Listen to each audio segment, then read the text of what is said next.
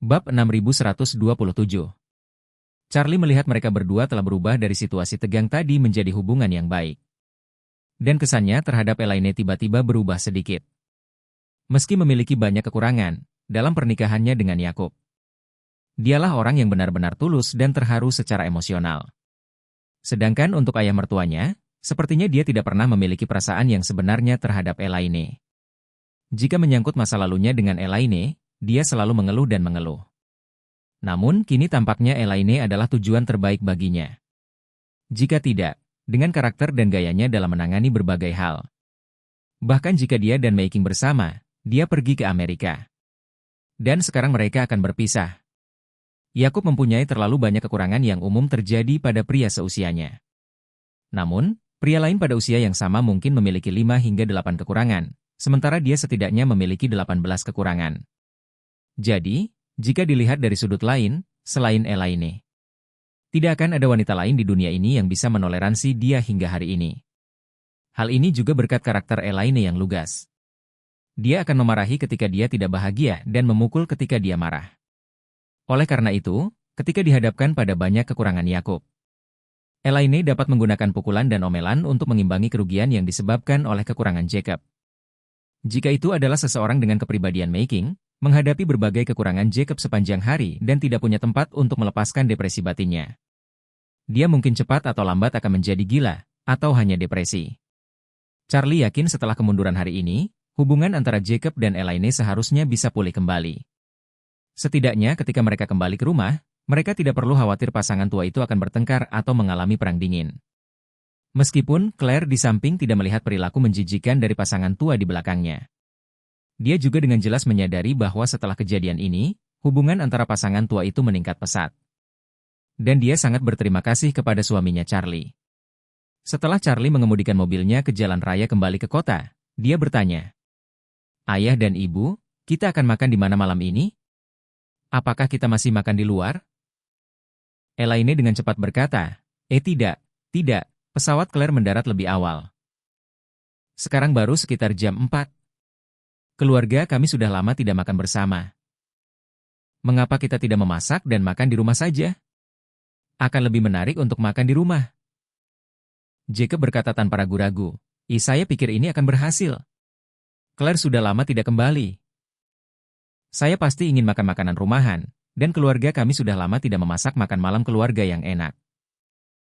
Mengapa kita tidak pergi ke supermarket bersama untuk membeli bahan makanan? Dan kami akan memamerkan kalian berdua sebagai pasangan malam ini. Claire ketika dia mendengar ini, tentu saja mengangkat tangannya tanda setuju dan berkata dengan gembira. Orang tuaku sudah lama tidak memasak bersama, jadi kita bisa berpesta hari ini. Melihat mereka bertiga telah mencapai kesepakatan, Charlie berkata sambil tersenyum.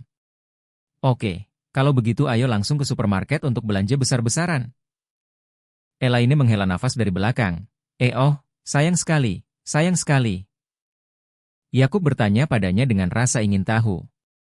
Istriku, apa yang kamu sesali di sini? Apa yang membuatmu merasa kasihan? Elaine menghela nafas dengan penyesalan. Saya menyesal Nyonya Wilson tidak lagi meregangkan kantong plastik di supermarket. Kalau tidak, saya masih bisa menikmati layanannya saat saya berbelanja di supermarket. Tanpa sadar Jacob bertanya, Ihoria bukankah dia ditahan beberapa waktu lalu? Bagaimana kabarnya? Elaine berkata sambil tersenyum bangga. Pelacur busuk itu, dia berbohong dan menipu begitu banyak uang. Dia pasti memuntahkan semuanya. Melihatnya, Elaine bersenandung dan berkata, awalnya, dia tidak punya banyak uang untuk mengembalikan semua yang dia curi. Tetapi tampaknya Teresa baik-baik saja sekarang. Perusahaan etiket yang dia jalankan semakin besar. Namun, dia sedikit membantu Horiah. Dia kekurangan uang, jadi dia hampir tidak bisa menebusnya. Jacob bertanya padanya, jika kita mengisi semua lubang, apakah semuanya akan baik-baik saja? Elaine berkata, saya mendengar seorang kakak perempuan berkata 2 hari yang lalu bahwa jaminan Horiah akan segera disetujui. Setelah disetujui, mereka bisa pulang. Charlie berkata, ini harus menjadi keputusan untuk tidak menuntut. Elaine mengangguk berulang kali dan berkata, iya, begitulah seharusnya. Setelah mengatakan itu, dia menghela nafas dengan perasaan tidak puas. Horiah Jalang Bau ini murah banget. Sudah waktunya untuk menangkapnya dan menghukumnya 10 atau 8 tahun. Jacob hanya bisa menghela nafas. Baiklah, istriku, meskipun ibu dan keluarga kakak laki-lakiku yang tertua telah melakukan banyak hal yang berlebihan. Hidup mereka cukup menyedihkan sekarang. Sekarang, jangan berharap keluarga mereka akan hancur. Kakak laki-laki dan keponakan tertua saya belum pulih. Dan mereka tidak bisa bekerja untuk menghasilkan uang. Untungnya Teresa masih bisa mendapat penghasilan, kalau tidak bagaimana keluarganya bisa hidup. Seperti yang dia katakan, tambahnya, takut dia akan membuat marah Elaine jika dia lebih memihak pada keluarga ibu dan kakak laki-lakinya yang tertua. Dia dengan cepat menjelaskan, saya tidak ingin berbicara mewakili mereka atau membantu mereka membalikan kasus ini. Yang penting hidup kita sekarang menjadi lebih baik, jadi jangan berharap orang lain mengalami hal yang lebih buruk. Semakin buruk keadaannya, itu akan merusak kebahagiaan keluarga kita, bukan begitu? Elaine terdiam beberapa saat, mengangguk sedikit, dan berkata dengan sangat serius. Suamiku, menurutku kamu benar. Saya memiliki pemikiran yang sama dengan Anda. Dan sepertinya pemikiranku telah berubah. Mulai sekarang, kami akan menjalani kehidupan yang membumi di keluarga kami sendiri. Saya tidak peduli dengan urusan mereka. Selama mereka tidak macam-macam dengan kita, saya tidak akan macam-macam dengan mereka. Jacob menghela napas lega dan segera mengacungkan jempol dan memuji. Pemikiran istri saya sangat bagus. Bab 6128. Elaine berkata dengan rasa malu yang jarang terjadi. Aku malu kamu mengatakannya. Setelah itu, Elaine berkata lagi, hari ini saya masih harus membeli bahan makanan dan memasak untuk putri saya. Mari kita lakukan. Besok pagi aku akan melepas semua cukol yang tergantung di balkon dan membuangnya. Aku tidak akan marah pada Noah lagi. Jacob berkata dengan heran, sungguh istriku, kamu, perubahanmu agak cepat. Saya tidak bisa beradaptasi untuk sementara waktu. Elaine melambaikan tangannya. Hei, sebenarnya aku ingin membuang cukol itu. Tidak bagus jika digantung di balkon. Tapi hatiku masih sedikit marah sebelumnya, jadi aku tidak mengambilnya. Karena kamu bilang, jangan seperti mereka di masa depan, aku tidak akan marah lagi dan aku bisa menghapusnya. Jacob menghela nafas dengan tulus. Istriku, kamu benar-benar membuatku terkesan. Dalam perjalanan, keluarga Charlie berkendara ke supermarket. Peter yang sempat berwisata ke Amerika Utara dan Eropa akhirnya sampai di Aurous Hill. Kali ini dia datang ke Cina dengan paspor Nordik. Setelah tiba di Tiongkok, dia dapat terus menggunakan identitas Yao Liangyun sebelumnya. Charlie telah meminta Ethan, yang memiliki mata dan tangan yang bagus, untuk membantunya memecahkan masalah identitas rumah tangga. Dia membuat sebelumnya identitas palsu Peter telah sepenuhnya diubah menjadi file asli dan dapat diverifikasi. Setelah sampai di Aurous Hill, ia hanya perlu mencari kantor polisi untuk melaporkan kehilangan KTP-nya. Dan dia bisa mendapatkan dokumen identitas barunya dalam beberapa hari. Peter keluar dari bandara Aurous Hill dengan perasaan campur aduk. Dia sebelumnya menolak tawaran Charlie untuk menjemputnya. Di satu sisi, dia tidak ingin menimbulkan masalah baginya. Dan di sisi lain, ia juga berharap bisa memulai kembali di Aurous Hill tanpa meninggalkan bahaya yang tersembunyi. Jadi, dia segera menghentikan taksinya dan menuju ke Aurous Hill Antique Street. Berniat mengunjungi kembali tempat lamanya. Dia bukan dari Aurous Hill dan telah tinggal di luar negeri sejak dia masih kecil. Untuk menyampaikan 9 kitab suci surgawi yang misterius kepada Charlie. Dia datang ke Aurous Hill untuk tinggal sebentar, dan dia cukup akrab dengan Aurous Hill sekarang. Hal yang paling familiar di antara mereka tentu saja adalah karyanya di Antique Street. Terlebih lagi, resumenya sebagai Liangyun semuanya berhubungan dengan industri barang antik.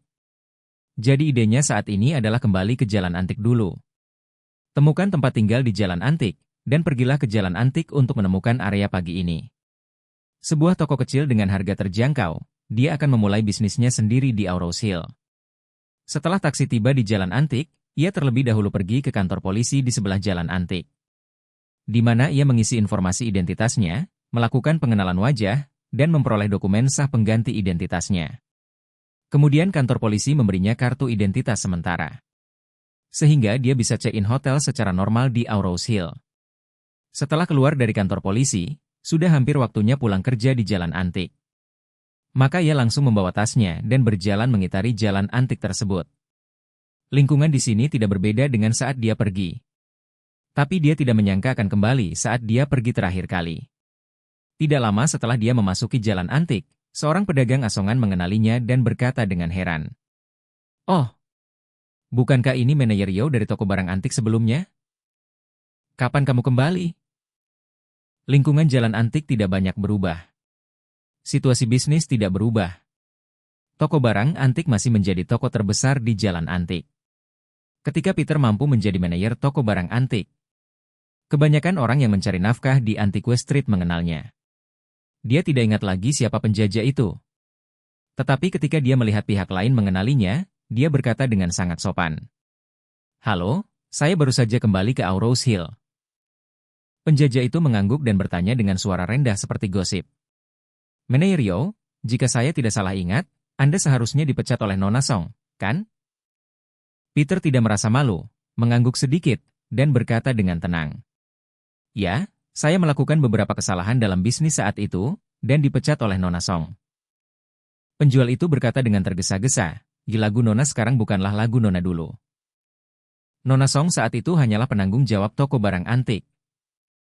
Tapi sekarang dia adalah kepala seluruh keluarga Song. Saat kamu kembali kali ini, jangan beritahu Nona Song, kalau tidak dia bisa menimbulkan masalah bagimu." Peter tersenyum dan berkata, meskipun saya pernah dipecat oleh Nona Song sebelumnya. Itu hanya masalah pekerjaan. Tidak ada konflik lain antara saya dan dia. Saya pikir dia mungkin tidak mengingat saya." Setelah itu, Peter menambahkan, sejujurnya, Tuan Yo kembali ke Aurous Hill kali ini karena dia ingin mencari toko di jalan antik dan memulai bisnis kecil-kecilannya sendiri. Jika saudara mengetahui toko bagus yang dijual, sebaiknya Anda merekomendasikannya kepada saya." Penjajah itu mengangkat bahu. Bisnis di jalan antik semakin sulit sekarang. Saya ingat Anda sepertinya berasal dari Panjiayuan. Saat itu, Anda mungkin membuka toko yang menjual barang antik di Panjiayuan, kan? Mengapa kamu berpikir untuk datang ke Aurous Hill sekarang? Bukankah ini akan menjadi mundur jika kamu semakin banyak bekerja? Ketika Peter melamar pekerjaan sebagai manajer toko barang antik, resumenya menyebutkan bahwa dia telah mulai mendirikan kios di Panjiayuan lebih dari 20 tahun yang lalu.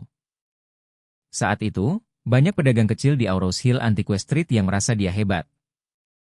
Jadi latar belakang dan riwayat hidupnya tersebar dari mulut ke mulut.